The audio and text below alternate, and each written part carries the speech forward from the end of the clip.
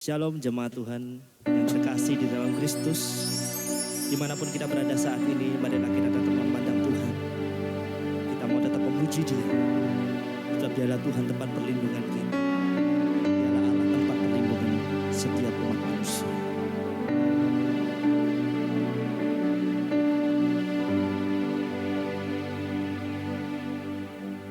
Hanya Kau tempatku berlindung.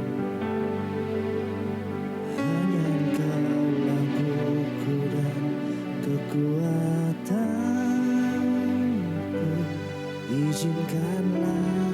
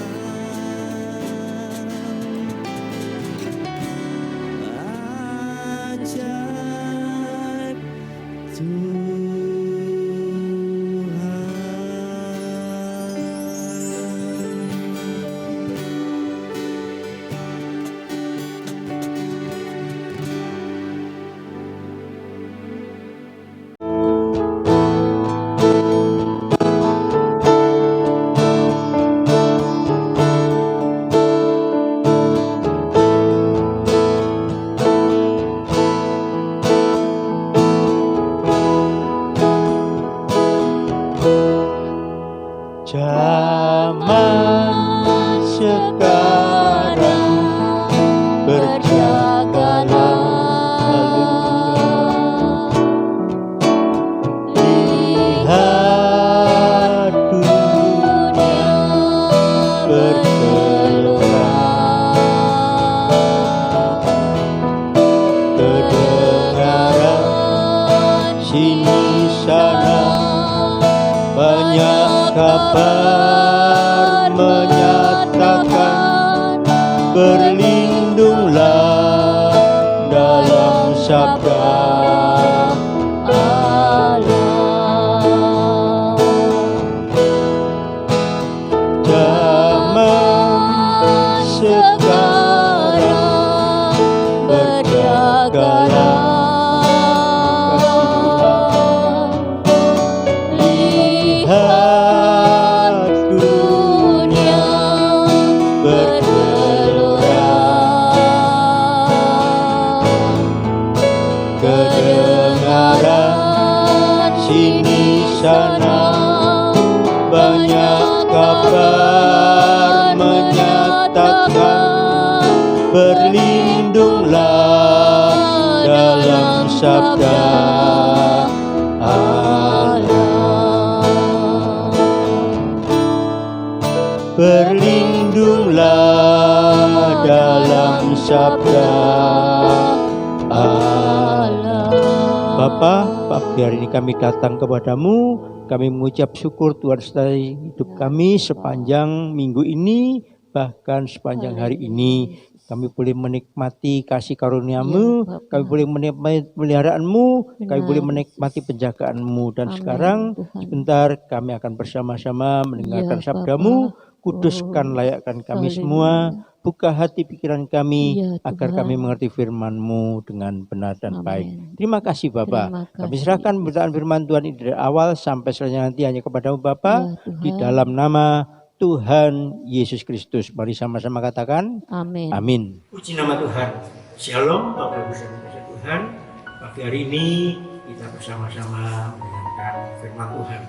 Ujian yang kita nyanyikan tadi menyatakan zaman sekarang berjagalah. Kenapa? Banyak kabar sini sana.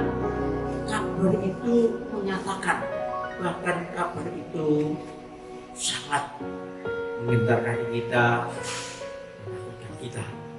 Dan ujian ini mengatakan berlindunglah dalam sabda Allah atau firman Tuhan. Bapak Ibu, selama ini kita mendengar firman Tuhan bahwa kita jadikan Tuhan itu perlindungan kita, tempat perlindungan kita, tempat pertahanan kita dan sebagainya. Dan bagaimana bentuknya? Karena kita kan tidak melihat Tuhan, kita jauh dari Tuhan. Nah, nyanyian ini mengajarkan kepada kita berlindunglah dalam sabda Allah atau firman Tuhan. Kenapa? Karena firman Tuhan itu adalah Allah. Baik Bapak Ibu, saya akan mengajak Bapak Ibu melihat dua bagian firman Tuhan. Yang pertama mari kita baca dalam 1 Petrus pasal 4 ayat yang ke-7. Demikian firman Tuhan, kesudahan segala sesuatu sudah dekat. Karena itu kuasailah dirimu dan jagalah tenang supaya kamu dapat berdoa. Petrus mengatakan kesudahan segala sesuatu sudah dekat. Ini bicara tentang ancaman yang kita hadapi saat ini. Ini bukan cuma sedekat, sudah ada di antara kita. Kalau kita mendengarkan kabar-kabar ini, kita jadi takut, kita jadi khawatir, kita jadi panik. Nah, berikutnya nasihat Petrus adalah kuasailah dirimu, jadilah tenang. Menguasai diri berarti kita tidak panik. Jadi tenang berarti kita tidak bingung, tidak melakukan yang salah. Karena kalau kita panik, kalau kita bingung, kita melakukan yang salah, malah menjadi makin parah.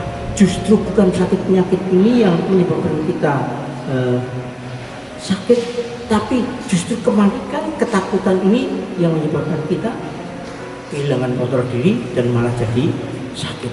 Berikutnya kata Rasul Petrus adalah supaya kamu berdoa. Mari ya, kita tenang.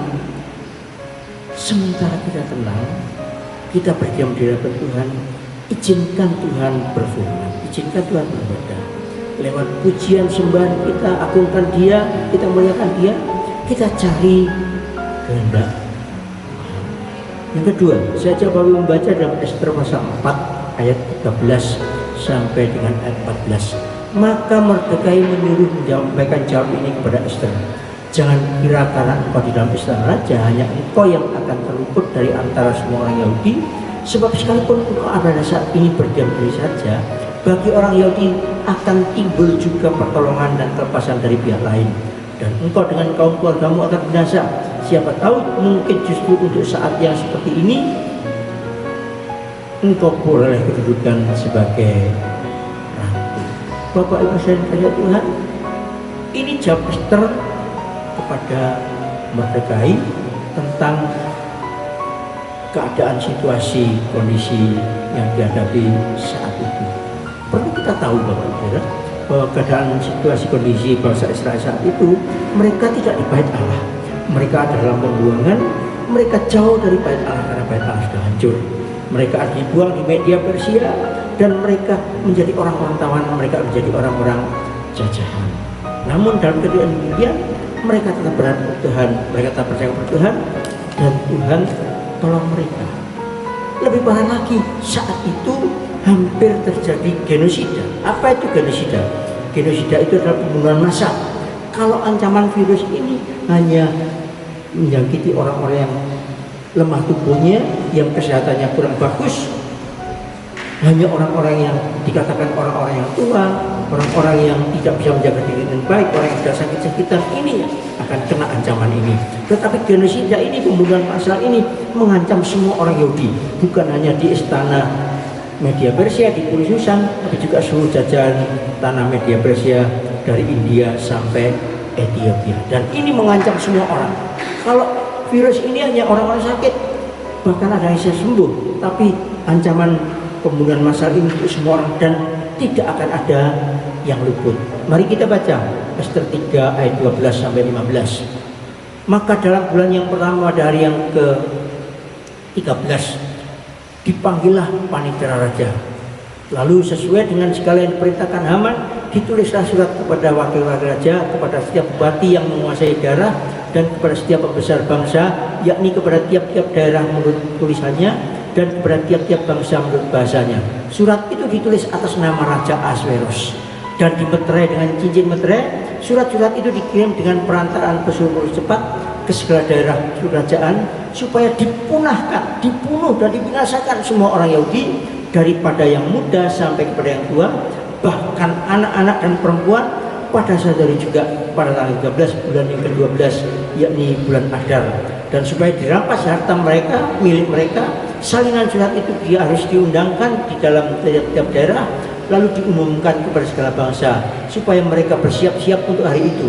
Maka dengan tergesa-gesa berangkatlah pesuruh cepat itu atas titah raja, dan undang-undang itu dikeluarkan di dalam benteng Susan.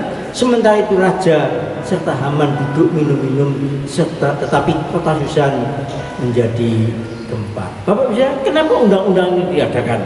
Karena ada seorang yang namanya Mordekai tidak hormat kepada Haman. Haman saat itu dipilih orang raja, dipercaya oleh raja untuk menjadi pengawas, untuk menjadi besar, mengawasi daerah-daerah. Nah, Haman ini menjadi tinggi hati, sombong, lalu dia berharap semua orang hormat kepadanya. Ada seorang yang namanya Mordekai tidak hormat. Mari kita baca dalam Ester pasal 3 ayat 5 dan 6. Ketika Haman melihat bahwa Mordekai tidak berlutut dan sujud kepadanya, maka sangat panaslah hati Haman, tetapi ia menganggap dirinya terlalu hina untuk membunuh hanya Mordekai saja, karena orang telah memberitahukan kepadanya kebangsaan Mordekai. Jadi Haman mencari ikhtiar memunahkan semua orang Yahudi, yakni bangsa Mordekai itu, di seluruh kerajaan Ahasveros. Sebab itu terjadi undang-undang tadi, dikirim pesuruh cepat, dan kita tadi membaca bahwa gemparlah Susan. Tidak mustahil ini juga membuat Mordekai panik. Saya baca Ester pasal 4 ayat 1. Setelah Mordekai mengetahui segala yang terjadi itu, ia mengoyakkan pakaiannya, lalu memakai kain kabung dan abu, kemudian keluar berjalan di tengah-tengah kota sambil melolong-lolong dengan nyaring dan pedih. kepanikan ini tidak hanya terjadi di Puri Susan, di ibu kota Media Persia, tapi seluruh jajahan tanah Media Persia. Di 120 kepanikan terjadi. Mereka takut, mereka khawatir, panik. Ini tak benar dengan kita. Saya kata tadi, sebenarnya ancaman ini lebih mengerikan. Kenapa? Semua orang, kalau ancaman virus ini kan hanya yang sakit. Orang yang sehat mungkin bisa terhindar, mungkin sembuh dan sebagainya. Tapi ini tidak ada yang terluka. Nah, dalam keadaan demikian, apa yang harus kita lakukan bagi orang yang percaya? Mari, Bapak Ibu Saudara, saya baca Ester pasal 4 ayat 15 sampai 17. Maka Ester menyuruh menyampaikan jawab ini kepada Mordekai, pergilah, kumpulkanlah semua orang Yahudi terdapat di Puri Susan dan berpuasalah untuk aku. Janganlah makan dan janganlah minum 3 hari lamanya. Baik aku, baik waktu malam, baik waktu siang, aku serta dayang-dayangku pun akan berpuasa demikian. Dan kemudian aku akan masuk menghadap raja. Sungguh pun berlawanan dengan undang-undang. Kalau terpaksa aku mati, biar aku mati. Maka pergilah Mordekai dan diperbuat olehnya seperti yang dipesankan Ester padanya. Kalau ada seorang yang namanya Ester. Ester ini ratu permaisuri atau istri Raja Ahasuerus, raja yang berkuasa di Media Persia pada saat itu.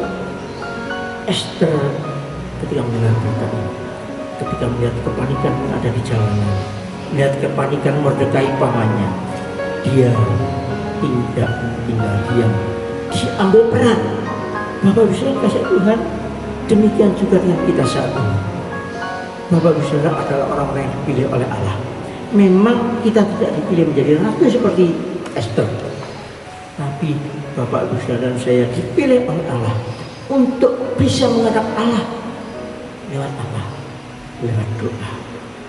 Kita dipilih punya akses untuk ketemu dengan Allah, sementara orang lain nggak ada. Ester katakan, sungguh pun aku harus mati. Kenapa demikian? Karena pada waktu itu ada undang-undang yang menyatakan setiap orang yang tidak dipanggil menghadap raja, tidak dikenal oleh raja, akan dihukum mati, kecuali raja berkenan menggunakan tongkat emasnya. Jadi Ester katakan kepada Mordekai, berdoalah, berpuasalah. Dengan berpuasa, dengan berdoa, ada yang kita bisa belajar. Mordekai tenang. Seluruh Israel, seluruh orang Yahudi yang di Puri Susan tenang. Mereka berdoa. Sementara mereka berdoa, mereka minta kehendak Tuhan, biar Tuhan nyatakan. Dan biar Tuhan yang bekerja. Demikian juga hari-hari ini. Mari, ada sesuatu yang kita lakukan. Mari kita berdoa bersungguh-sungguh. Karena Bapak Ibu Saudara dan saya punya akses kepada Allah, kepada Raja.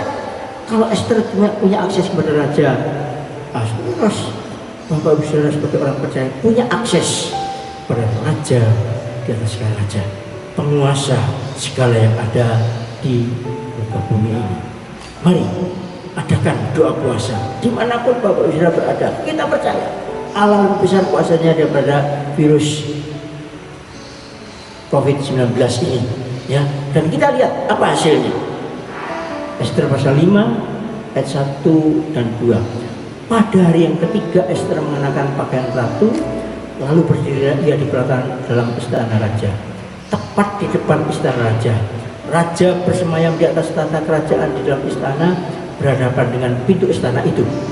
Ketika raja melihat Ester, sang ratu berdiri di pelataran, perhatikan, berkenanlah raja kepadanya, sehingga raja mengulurkan tongkat emas yang di tangannya ke arah Ester, lalu mendekatlah Ester dan menyentuh ujung tongkat.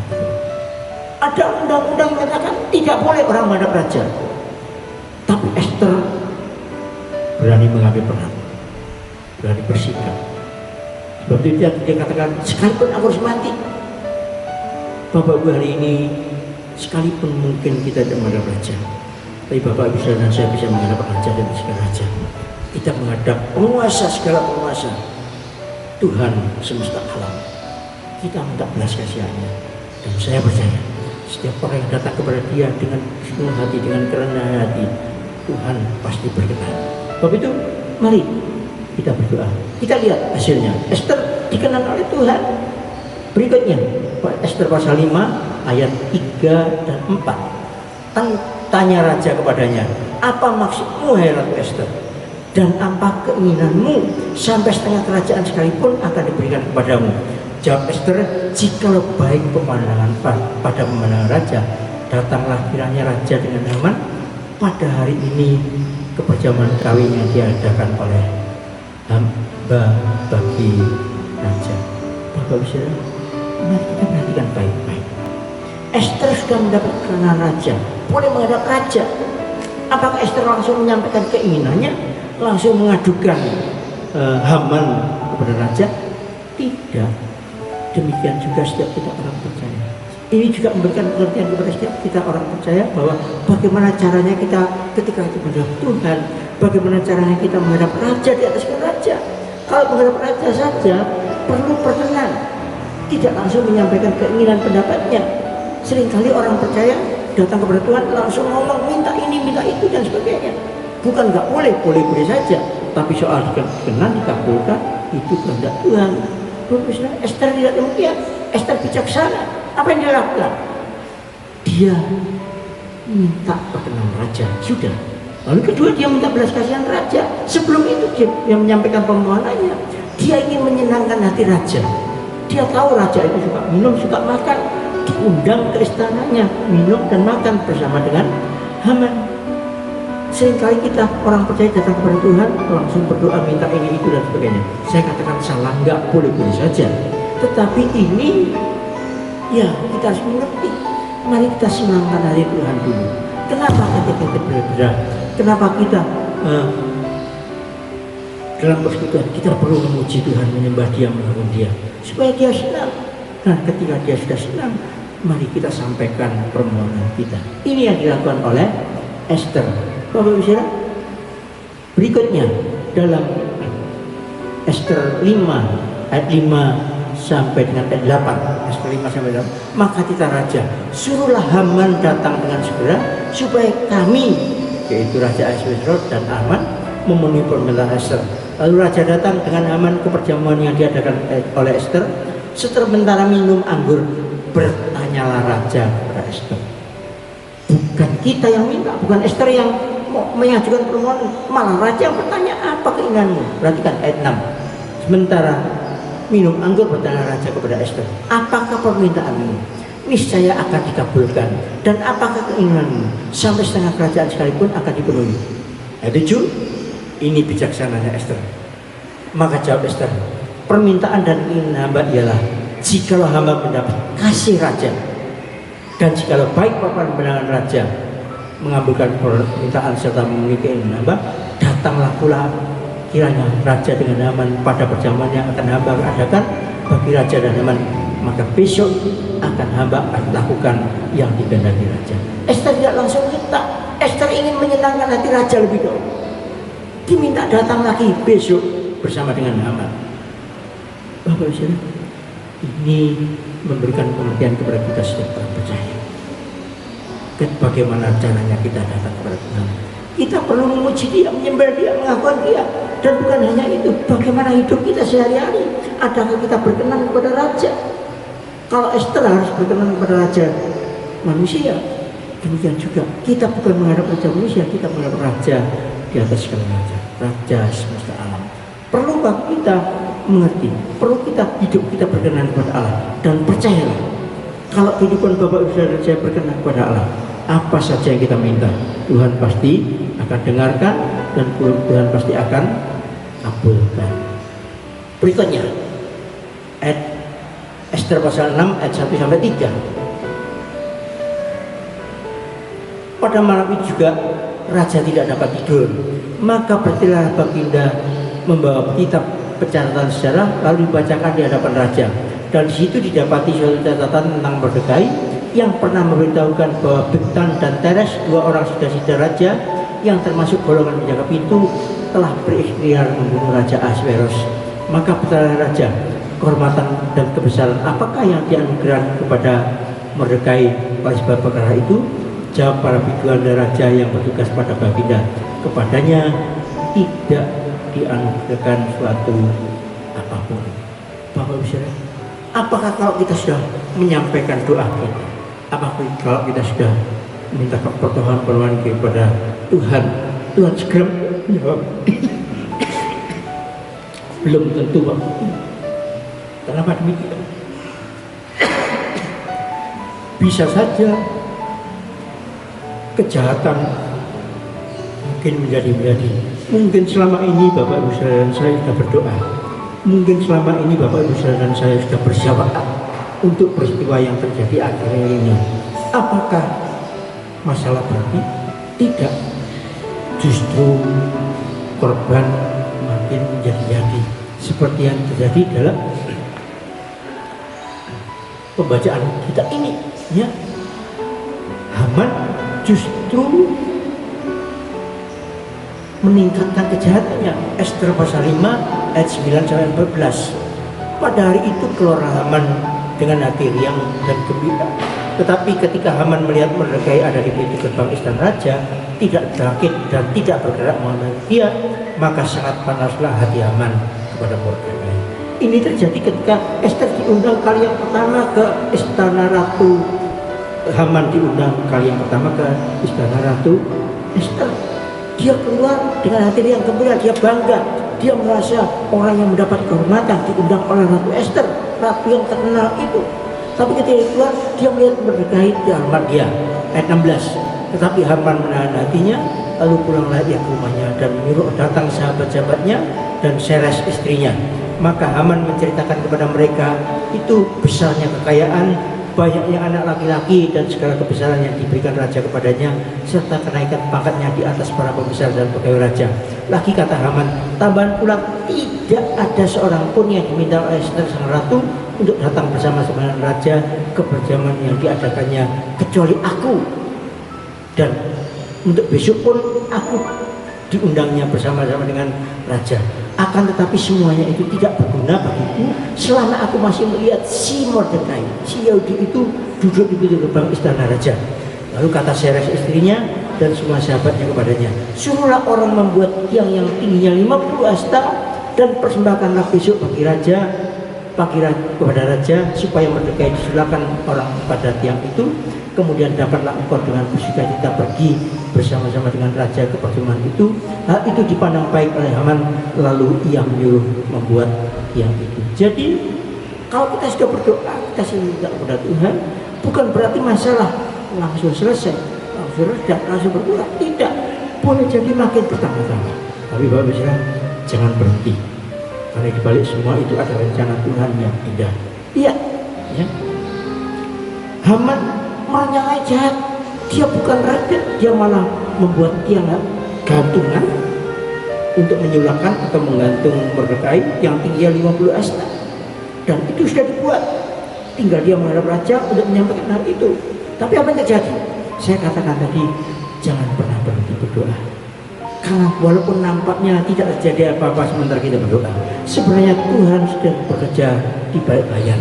Kita membaca tadi di dalam Ester pasal 6 ayat 1-3 bahwa malam hari Ahasuerus tidak bisa tidur. Ahasuerus teringat satu peristiwa dan dia suruh periksa, membaca dalam kitab-kitab, dan didapati Mordekai telah berjasa. Dan raja bertanya, apa yang sudah dianugerahkan kepada Mordekai? Tidak ada apa-apa. Ini bukti bahwa Tuhan tidak pernah tinggalkan orang percaya. Ini bukti bahwa Tuhan selalu menyertai kita, walaupun nampaknya kita tidak merasakan itu. Tapi Tuhan ada bersama kita. Sebab itu namanya disebut Immanuel, Allah bersama kita. Dan lihat apa yang terjadi selanjutnya.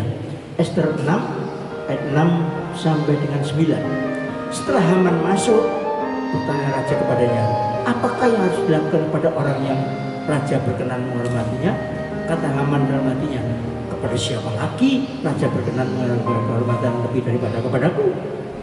Oleh karena itu jawab Haman kepada raja, mengenai orang yang raja berkenan menghormatinya, hendaklah diambil pakaian kerajaan yang biasa dipakai oleh raja sendiri, dan lagi kuda yang biasa dikendarai oleh raja sendiri, dan yang diberi mahkota kerajaan di kepalanya.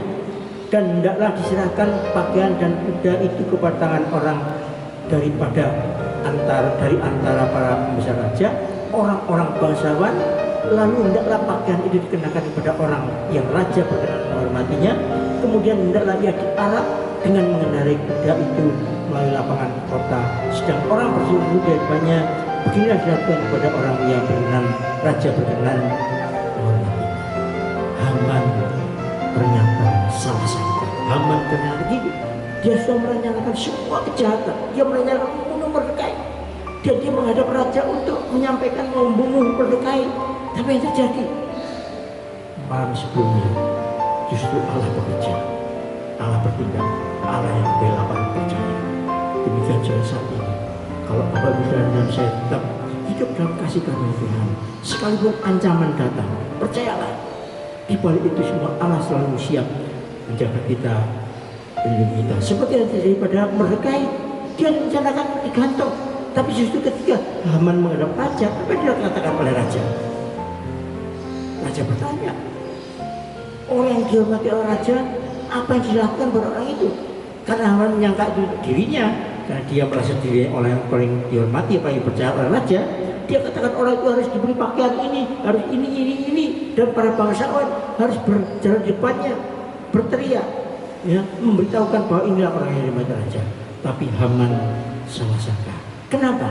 Karena ternyata bukan untuk Haman, tapi justru untuk Mordekai, orang yang dibencinya. Sebab itu mari kita baca Ester 6 ayat 10 sampai 13. Maka titah raja kepada Haman, segera ambillah pakaian dan kuda itu seperti yang kau katakan itu, dan lakukanlah demikian kepada Mordekai, orang Yahudi yang duduk di pintu gerbang istana. Sepatah kata pun janganlah kau lalaikan daripada segala yang kau katakan itu. Lalu Haman mengambil pakaian dan kuda itu dan dikenakannya pakaian itu kepada Mordekai. Kemudian diaraknya Mordekai melalui lapangan kota itu, sedang ia menyerukan di depannya, beginilah dilakukan kepada orang yang raja berkenan menghormatinya. Kemudian kembali Mordekai ke pintu gerbang di istana raja, tetapi Haman tergesa-gesa pulang ke rumahnya dengan sedih hatinya dan berselubung kepalanya. Dan Haman menceritakan kepada Seres istrinya dan kepada semua sahabatnya apa yang dialaminya. Maka kata para orang arif bijaksana dan Seres istrinya kepadanya, jikalau Mordekai yang depannya engkau sudah mulai jatuh adalah ketua orang Yahudi, maka engkau tidak akan sanggup bahwa dia, malah engkau akan jatuh benar-benar di hadapannya. Ternyata Allah tidak tinggal diam. Allah sanggup melindungi umatnya. Semua yang dinyatakan orang jahat tidak akan berlaku untuk orang yang hidup bersama Tuhan. Demikian juga hari-hari ini Bapak Saudara. Sekalipun ancaman virus ini begitu mengerikan, dan membuat banyak orang panik, membuat banyak orang ketakutan. Tapi percaya, kalau Bapak Saudara hidup berkenan kepada Tuhan, Tuhan menjaga, Tuhan melindungi. Sekalipun para ahli berkata yang mengatakan jangan takut, karena Tuhan sedang bekerja di balik layar untuk membalikkan keadaan. Apa yang dikatakan orang perencana boleh, apa yang dia prediksi banyak ahli bisa saja terjadi, tapi Tuhan lebih berkuasa daripada mereka. Saya baca Ester pasal 7 ayat 10. Demikian firman Tuhan. Datanglah raja dengan Haman untuk dijamu oleh Ester setelah undangan yang kedua kali, sang ratu. Pada hari yang kedua itu, sementara minum anggur, bertanyalah pula raja kepada Ester, apakah permintaanmu Ratu Ester? Niscaya akan dikabulkan. Dan apakah keinginanmu? Sampai setengah kerajaan sekalipun akan dipenuhi. Maka jawab Ester sang ratu, ya raja, jikalau hamba mendapat kasih raja, jikalau baik pada pandangan raja, kami karuniakanlah kiranya kepada hamba nyawa hamba atas permintaan hamba, dan bangsa hamba atas keinginan hamba. Karena kami hamba serta bangsa hamba telah terjual untuk dipunahkan, dibunuh dan dibinasakan. Jika seandainya kami hanya dijual sebagai budak laki-laki dan perempuan, niscaya hamba akan berdiam diri. Tetapi malapetaka ini tiada taranya di antara bencana yang menimpa raja. Maka berjalan Raja Ahasverus kepada Ester sang ratu, siapakah orang itu dan di manakah dia yang hatinya mengandung niat akan berbuat demikian? Lalu jawab Ester, penganiaya dan musuh itu ialah Haman, orang jahat ini. Maka Haman pun sangatlah ketakutan di hadapan raja dan ratu.